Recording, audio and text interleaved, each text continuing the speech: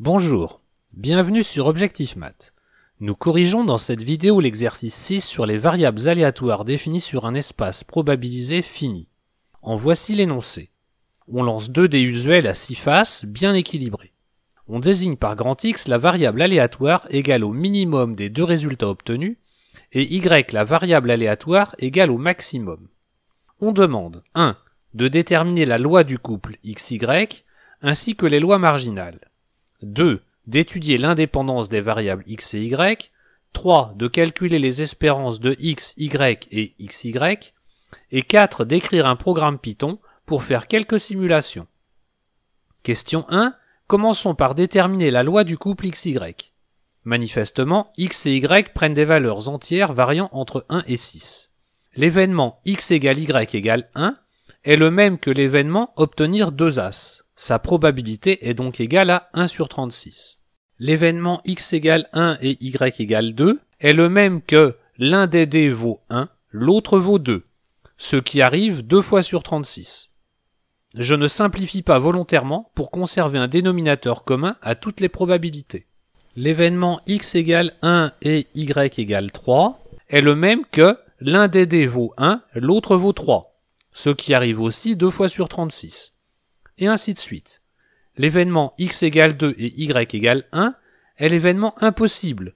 Je ne complète donc pas la case. On peut, si on souhaite, y mettre une probabilité nulle, mais on perd alors une information. L'événement impossible a une probabilité nulle, mais un événement de probabilité nulle n'est pas nécessairement impossible. L'événement x égale y égale 2 est le même que l'événement obtenir 2. Sa probabilité est donc égale à 1 sur 36. L'événement x égale 2 et y égale 3 est le même que l'un des dés vaut 2, l'autre vaut 3, ce qui arrive 2 fois sur 36, etc. Et on remplit comme cela tout le tableau. Sous la diagonale, on ne met aucun coefficient. Sur la diagonale, les probabilités valent 1 sur 36. Et au-dessus de la diagonale, elles valent 2 sur 36. On peut alors déterminer les lois marginales. La loi de x s'obtient en ajoutant toutes les probabilités ligne par ligne.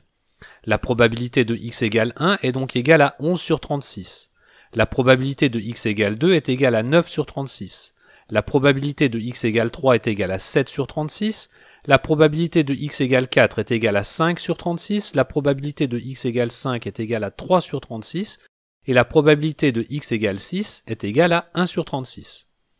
Et on détermine la loi de y en ajoutant les probabilités colonne par colonne.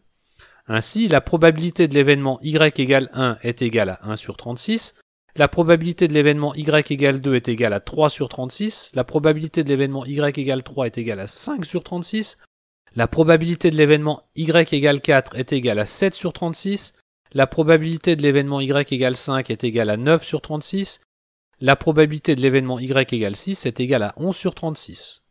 On peut récapituler si on veut toutes ces probabilités par les expressions suivantes. Si i et j désignent des entiers compris entre 1 et 6, la probabilité que le couple xy soit égal au couple ij est égale à 0 si i est strictement supérieur à j, égale à 1 sur 36 si i égale j, et égale à 2 sur 36 si i est strictement inférieur à j. Si k est un entier quelconque compris entre 1 et 6, alors la probabilité de l'événement x égale k est égale à 13 moins 2 fois k divisé par 36. Et celle de l'événement y égale k est égale à 2 fois k moins 1 divisé par 36. Question 2. Indépendance de x et y ou pas? Reprenons la loi du couple xy. Manifestement, la probabilité de l'événement x égale 6 et y égale 1 qui vaut 0 n'est pas égale au produit des probabilités des événements x égale 6 et y égale 1. On en déduit que x et y ne sont pas indépendantes. Calculons l'espérance de x. L'espérance de x est égale à la somme pour k variant de 1 à 6 de k fois la probabilité de l'événement x égale k, ce qui donne somme pour k variant de 1 à 6 de k fois 13 moins 2 fois k divisé par 36. Il n'y a que 6 termes, donc on peut se contenter de les écrire tous, ou alors de transformer l'expression pour utiliser des sommes connues. Peu importe, on trouve que l'espérance de x est égale à 91 divisé par 36. Calculons maintenant l'espérance de y. On procède comme pour la variable grand X. et on arrive à espérance de grand Y est égale à 161 divisé par 36. Pour l'espérance de XY, on va donner deux méthodes. La première s'appuie sur la loi du couple que l'on a trouvée précédemment. Espérance de X fois Y est égale à la somme pour I variant de 1 à 6, de la somme pour J variant de 1 à 6, de I fois J fois la probabilité de l'événement X égale I et Y égale J. Vous noterez que l'on peut faire commencer la deuxième somme à I au lieu de 1, puisqu'ici, lorsque J est strictement inférieur à I, la probabilité est nulle. Dans la deuxième somme, on distingue encore le cas J égale I du cas J supérieur à I. On peut alors calculer facilement la somme à l'intérieur, puis celle qui reste, ce qui donne finalement espérance de XY est égale à 441 divisé par 36, aussi égal à 49 sur 4. L'autre méthode maintenant. Supposons, pour distinguer les dés, que l'un soit bleu, l'autre rouge. On note D indice 1 le résultat du dé bleu, et D indice 2 le résultat du dé rouge. On a ici X fois Y est égal à D indice 1 fois D indice 2, car X et Y, comme D1 et D2, sont les deux résultats des deux dés.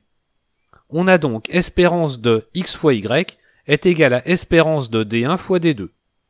Comme les variables aléatoires D1 et D2, elles, sont indépendantes, on a espérance de X fois Y est égal à espérance de D1 fois espérance de D2.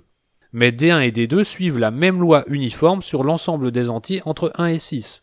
Donc l'espérance de D1 est égale à l'espérance de D2 est égale à 21 sur 6, qui se simplifie en 7 sur 2. Et on retrouve finalement que l'espérance de X fois Y est égale à 49 sur 4. Passons à la question 4. Voici mon fichier simul6.py. Ligne 1, on charge en mémoire la fonction randint du module numpy.random. Ligne 2, on définit notre fonction test qui prend en paramètre l'entier n égal au nombre de lancers à effectuer. Ligne 3, on effectue les n lancers des 2 dés que l'on enregistre dans un tableau à 2 lignes. Ligne 4, on calcule les minimums des 2 dés à chaque tirage que l'on enregistre dans le tableau nommé X. Et ligne 5, les maximums des 2 dés dans le tableau Y. Ligne 6, on calcule le produit X fois Y enregistré dans le tableau nommé XY. Si on veut, on peut aussi écrire XY comme le produit des deux lignes de T si l'on préfère mettre en évidence la relation X fois Y égale à D1 fois D2 que l'on a vu précédemment. Ligne 7, on affiche les tableaux obtenus. Et ligne 8, on renvoie les espérances expérimentales demandées. Il n'y a plus qu'à essayer notre programme. Pour commencer avec un nombre assez faible de lancers. Le premier tableau affiché est le tableau T. Chaque colonne contient les résultats des 2 dés.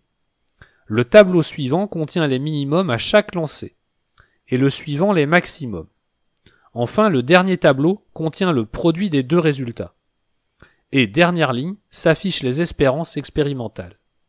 J'ai supprimé les affichages des tableaux dans le test avec 1000 lancers. Voilà, cette vidéo est terminée. Vous pouvez me laisser des commentaires et me poser des questions. Je vous invite à suivre l'exercice 7 dans la vidéo suivante. À bientôt sur Objectif Math.